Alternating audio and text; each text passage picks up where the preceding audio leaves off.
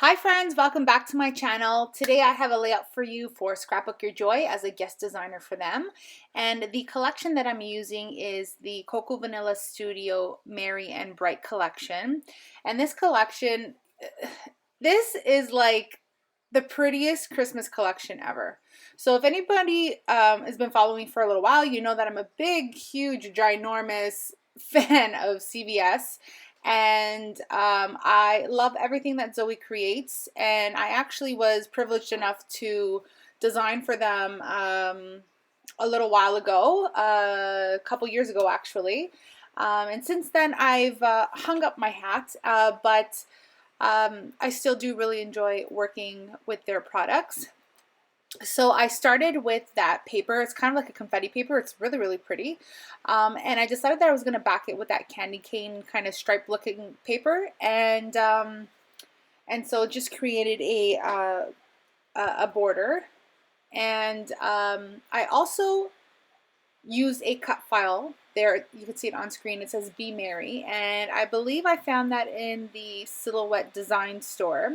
And it's just cut with my Silhouette Cameo out of some white cardstock, and it's backed from paper from the collection. And so this collection, Merry and Bright, has has a few different shades of green.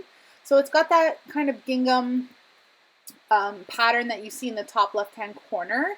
It's more of like a mossy green, and then there is a blue tone green, and then like a yellow tone green as well. I love it. I love the mixing and matching. I think it adds quite a bit of whimsy, but like it's kind of nostalgic too, the shades of them.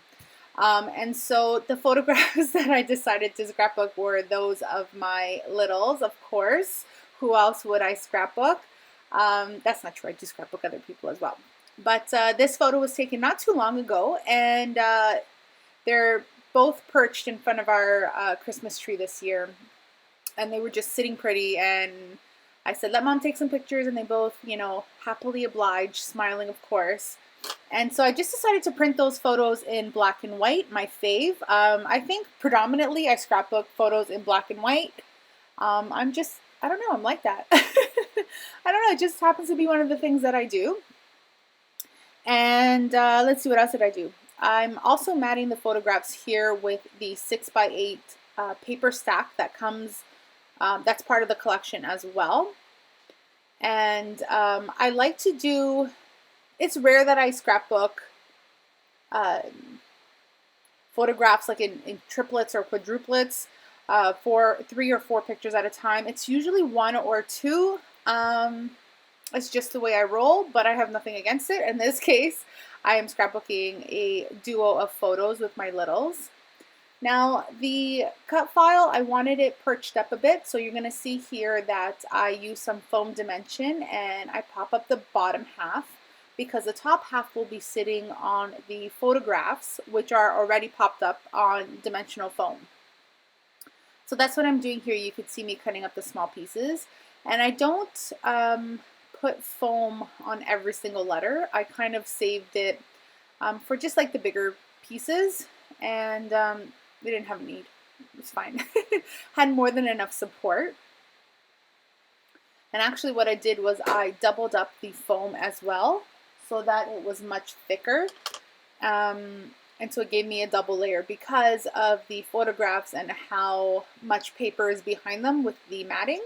And so I just liked that bit of extra dimension so that they were kind of level and not kind of wonky.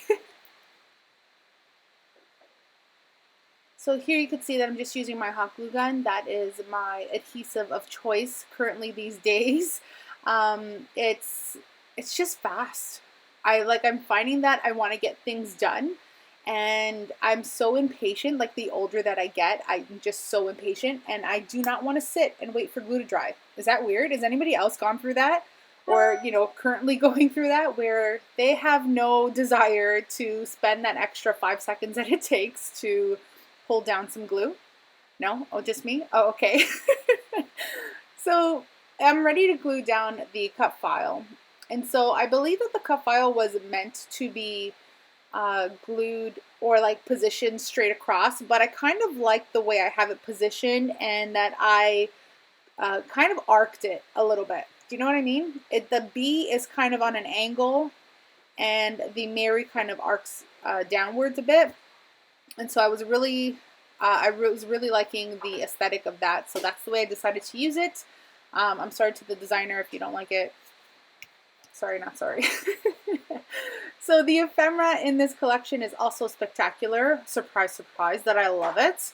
And so I'm using some of the pieces. I am just shopping through the collection here of ephemera. Of course, I'm using the frame there, and I'm going to tuck it behind my photos.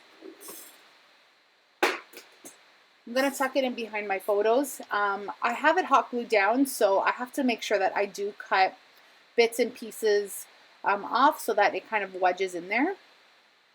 The florals were a big item that I knew that I wanted to use.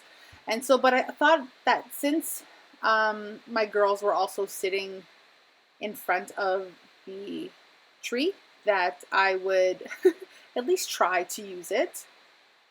And you'll see whether I use it or not. But I decided to go with the florals first since they're my main method of, you know, embellishment. I love florals, and maybe that's why I have such an affinity for Cocoa Vanilla Studio, is because it doesn't matter the collection. The colors can change, the patterns can change, the schemes can change, but the florals never change. And I just love it. That's it. I have nothing else to say. So I do decide to use that Christmas tree, and there are a few different types of Christmas tree in the die cut collection, and I decided to go with this more yellow toned green tree. And I'm just going to create a couple clusters now with the florals.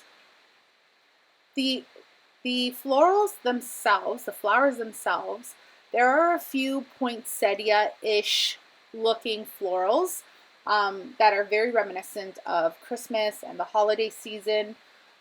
But it's like, I can't see why you couldn't use this collection anytime, other than the die cuts, of course, because those are very, you know, Christmassy in theme. But if you wanted to kind of just use the papers and like the florals themselves, you could totally do that. See, like this flower that I'm gluing down now is more on the reddish side. Totally reminiscent of a poinsettia, right?